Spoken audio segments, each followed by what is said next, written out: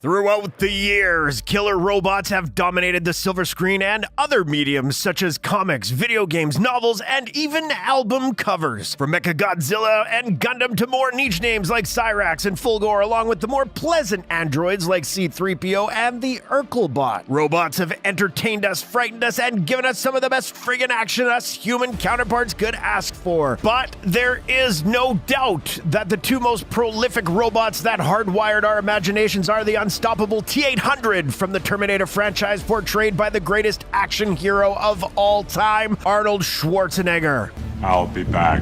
And the cybernetically enhanced police officer Robocop, played by the fantastic Peter Weller. Your move, creep. In 1984, director James Cameron became a household name with the Terminator, launching Schwarzenegger's film career into the stratosphere. We still get chills and have nightmares thinking about an indestructible killing machine out to eliminate his target, Sarah Connor. James Cameron claims the idea came to him from a dream he had of a metal skeleton emerging from fire while he was sick with a fever. The movie would go on to spawn an ever-expanding franchise, but obviously the first two films stand on their own. In 1987, Dutch director Paul Verhoeven brought us the ultimate science fiction satire film with Robocop that not only made us think, but thrilled us and grossed us out. Yuck. The movie would generate two sequels, a cartoon, a toy line, and a remake that, let's just stick with Peter Weller, thank you very much. Sadly, we never received the ultimate big screen crossover between these two metallic creations that us killer robot fans craved, yet these two definitely have some history between them.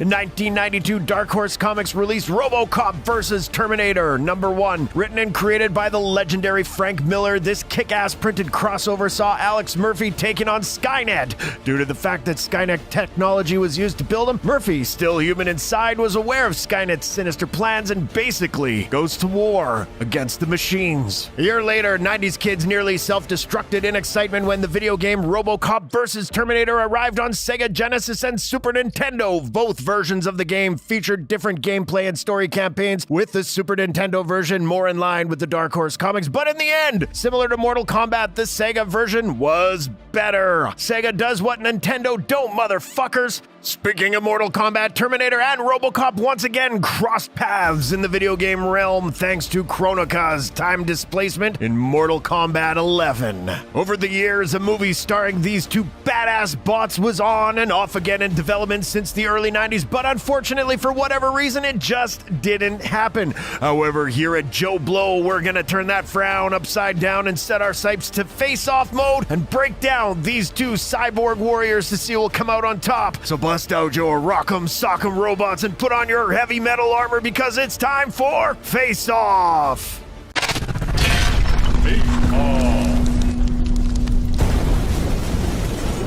Disclaimer. No actual science was used to determine the outcome of Face Off. Your results may vary. Please do not consume Face Off if you are allergic to conjecture, opinion, or general nonsense. Round 1.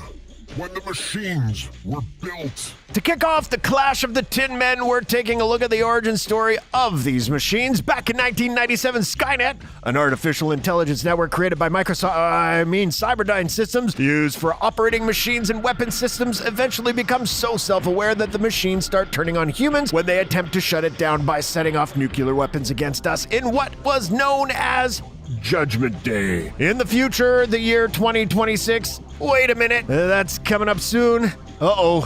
Anyways, Skynet commences production on the T-800s, a line of deadly robotic soldiers. These mechanical skeletons are notoriously difficult to kill. With super strength and advanced targeting system complete with infrared vision technology, these were an upgrade from the previously T-600 models, which contained an outside rubber skin. Of course, the rubber skin didn't fool the human resistance, which is where the upgraded synthetic human flesh-covered T-800s became the ideal infiltration weapon. Eventually, one was sent back in time to kill Sarah Connor because her unborn son, John, would become the leader of the resistance and the last hope for humankind. Meanwhile, down in the city of Detroit, the war on crime continues to grow, and Omni Consumer Products makes a deal with the government to privatize their police force. Their first prototype for the war on crime was Enforcement Droid Series 209, better known as Ed 209. Due to its clumsiness and malfunctions, idea was deemed a failure. Around the same time, top cop Alex Murphy was tragically and brutally murdered on duty by the hands of Red Foreman. Oops.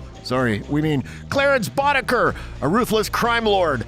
After Murphy's body was recovered and the remains served as the foundation for the ultimate machine to fight crime in the form of Robocop. Similar to the Terminator, he also has super strength, bulletproof armor, and advanced targeting. Sorry, Batman, criminals fear the Robocop, not the Bat. Fun fact, Robocop is inspired by DC's Judge Dredd and Marvel's Iron Man. We ain't gonna lie, both of these guys have built-in kick-ass backstories, but we are a sucker for time travel. So the opening blow is delivered hardest by the T-800. Verdict, the Terminator.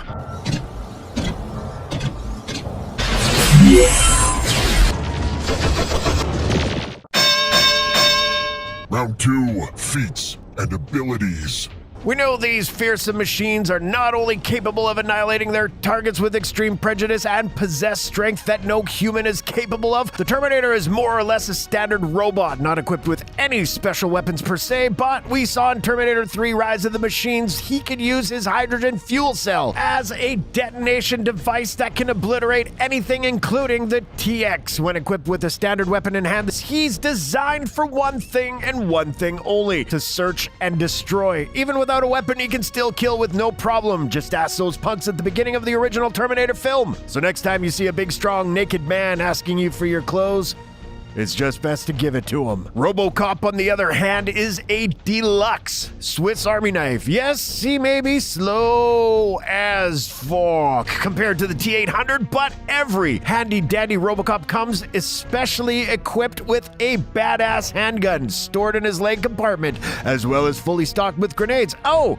did we mention he's got a goddamn jetpack? Sorry, Mr. Bond, Murphy did it better. At the end of the day, both are pretty durable when it comes to absorbing bullets, but in the first Terminator, Reese blows his shiny hiney up with a homemade dynamite weapon, and the T-800 also gets crushed by a hydraulic press. On the contrary, Murphy and Robocop 2 can move a hydraulic press as well as have explosions go off in his face like it's no big deal. This round isn't even close. When it comes to feats and abilities, Officer Murphy is the more impressive specimen. Verdict, Robocop.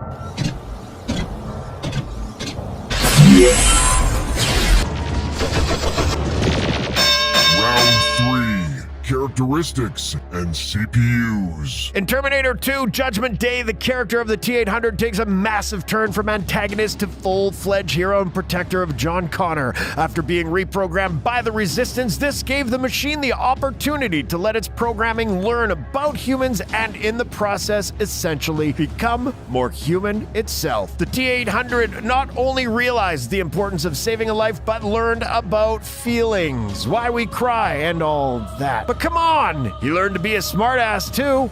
Hasta la vista, baby.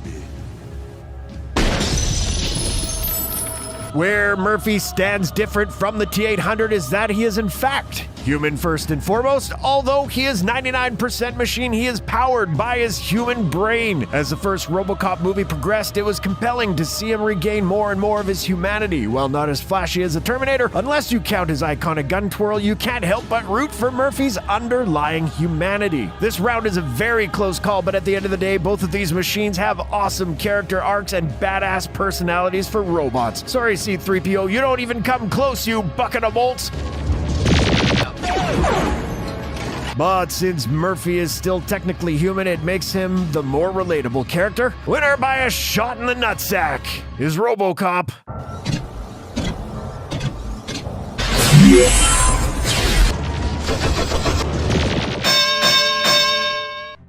Round 4, enemies. What's better than watching robots doing, robot things? Watching robots fight other robots, of course. In the original Robocop, how could we forget the stop-motion freak of a machine that was Ed 209, under the control of the evil corporate mastermind Dick Jones, who was clearly living up to his first name. The Ed 209 is a terrifying creation until it meets its true nemesis, Stairs. Also, quick shout-outs to Clarence Boddicker and his gang, who set the whole plot of Robocop in into motion. Later in the sequels, we witness Murphy square off against the badass Robo-Kane in Robocop 2, before it went downhill with the ninja robot in Robocop 3. What a missed opportunity. If we focus on Terminator 2 Judgment Day and Terminator 3 Rise of the Machines, we see the T-800 throw down some unforgettable robo-battles. In T2, the main antagonist of the movie was the liquid metal killing machine known as the T-1000, portrayed by the badass Richard Patrick. That's why I say amen, I shout. Sorry, we mean his older brother, Robert Patrick, the scary shapeshifter that not only can chop shit up with his hands, but can morph into anyone it touches. Shout out to that wild death in the steel mill. And in T3, the T-800 squares off against the Terminatrix known as the TX, portrayed by the lovely Kristanna Loken, the machine that can control other machines. Say what you want about T3, the movie, but the TX was awesome. This almost feels like a Sophie's Choice, but at the end of the day, we love seeing Arnold Schwarzenegger fight other machines because it's always a sight to behold. Winner by a grenade to the fucking gut! The Terminator.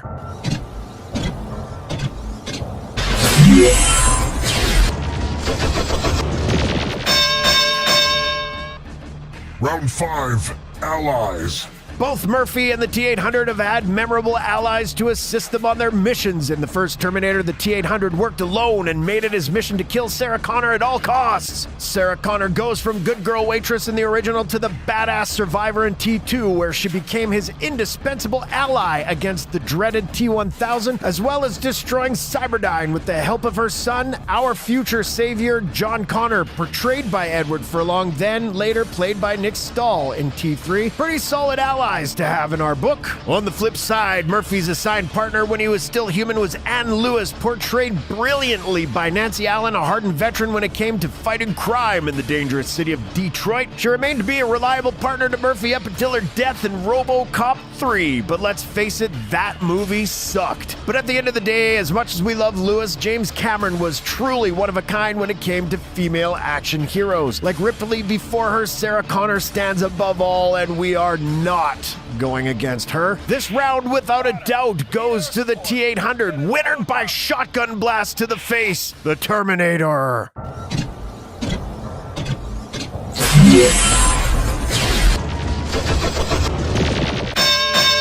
Round 6, box office and legacy.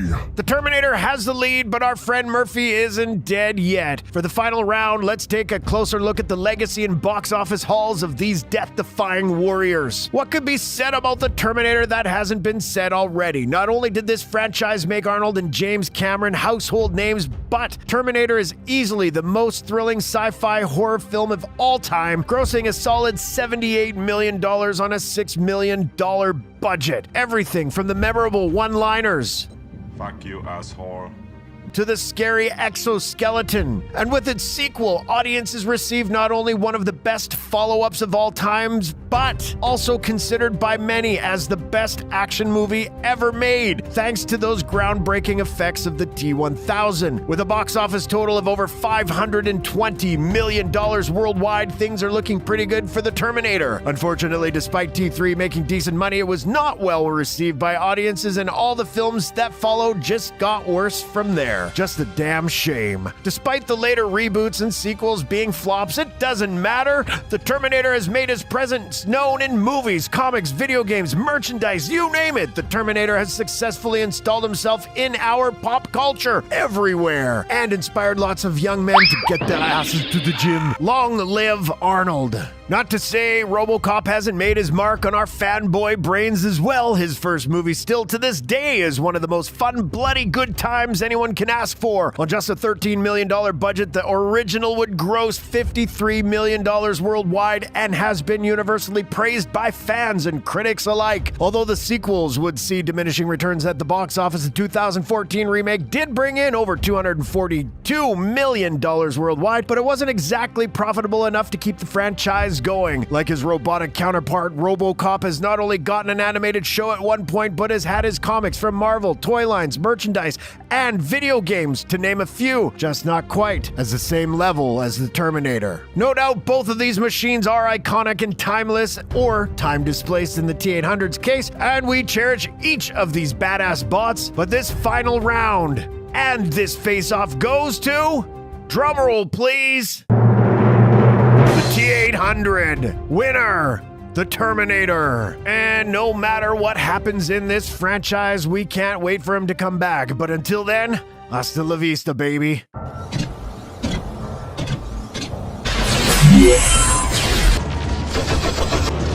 But hey, don't take our word for it. Which machine would you rather roll with, the Terminator or Robocop? Sound off in the comments, let us know. And who do you want us to throw in the JoBlo face-off cage? We're dying to know. And don't forget, share this video with those who love these white-knuckle action movies. And as always, thanks for watching. I'd